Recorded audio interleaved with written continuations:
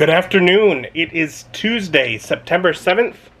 I got off work today and I spent a couple of hours editing the table video.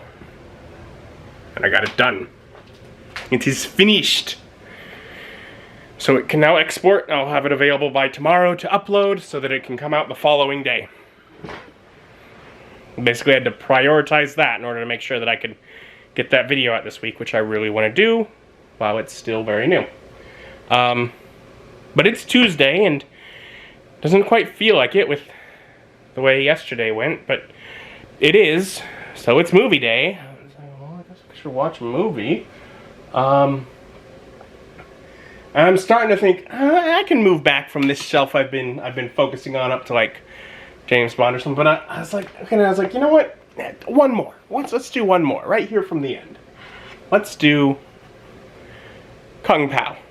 Enter the Fist. I will laugh. It is silly.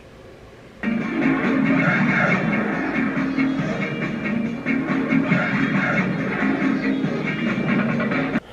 I would give Kung Pow, Enter the Fist, 7.3 out of 10. It is funny. It's a bit stupid funny. I don't tend to like stupid funny, but it's a good level of stupid funny. From the box. Writer/director Steve, I'm not going to get this wrong, Odekarek, of Ace Ventura, When Nature Calls, kicks the karate film genre up a notch by inserting new scenes, new dialogue, and himself into an obscure Hong Kong chop socky film from the 70s.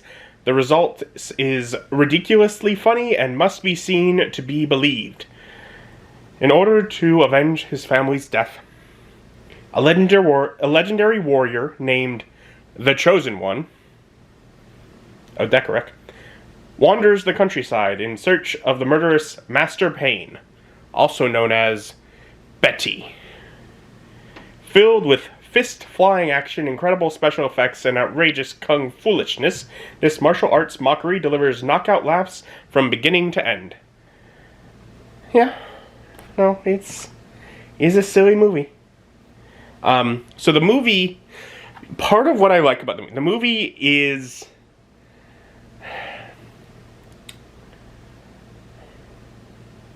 they took an old movie from the 70s, like they said, Tiger and Crane Fists, I guess a Cantonese film, and they took that movie, and they have put, their lead's face over top of the lead in that movie's face in some scenes. Other scenes are fully reshot, just like new scenes, but it is utilizing footage from the old film. And that's a big part of what I like. A lot of the comedy comes in the fact that it is a parody of like a dub. The lips do not match the words that are being spoken. To the effect that on the new scenes that they shot, when filming, they did not speak the actual lines that are in the final film. The final film is all a dub. Which also means that one of the bonus features on here is the original with Cantonese/English in their whatever other sentences they're saying that you could watch and see what was originally being said during it. And I think they know that a big part of the draw for the film is the way that it was put together.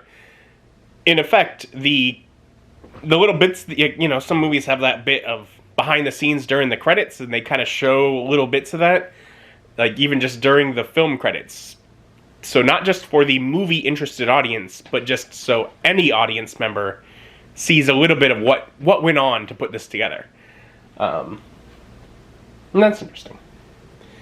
But it is a weird story. It, like Spaceballs, includes a bit at the end that promises a sequel that's never going to come.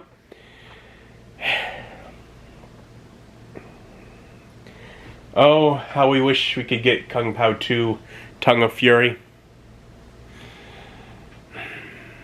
But I do not believe at this point it's ever going to come. This movie is, I'm looking for 2002. 19 years old. Man, I am old.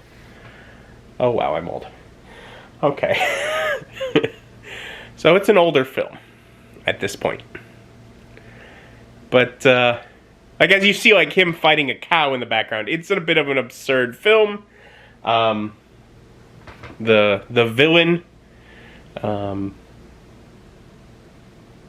early on decides to tell all those that are cowering before him that from now on they must refer to him as Betty. Why? Because it's funny. It's stupid. It's stupid silly. Movie does not take itself seriously at all. But it's an interesting from like a filmmaking perspective. And, you know, not to spoil anything, but totally disposing. So, like, the real bad guys behind the bad guys are the aliens. Stars above, eh?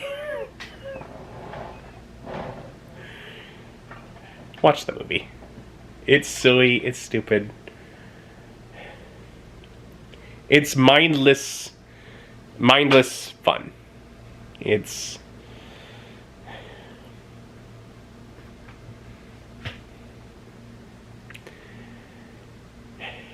like, yeah, it's like the story, okay, it's what it says. Whenever he's trying to avenge the guy that killed, like, ultimately, if you break down the story, the reason that he's after this guy, the villain, the reason that the Chosen One is after the villain is because when the Chosen One was born, the villain came and killed his family. So if the villain would have never came and killed his family as a baby, then the Chosen One wouldn't have grown up to care. So really, it's the villain's fault that the villain is defeated. I don't know. I don't watch a whole lot of kung fu films, but it's a silly one. It's fun. I don't know. The plot is only of minor importance to enjoying the film, I guess, is what I'm saying. Oh, whatever. I'm rambling at this point, so I'm going to call it an evening. Thank you for joining me. Join me as my journey continues. Bye.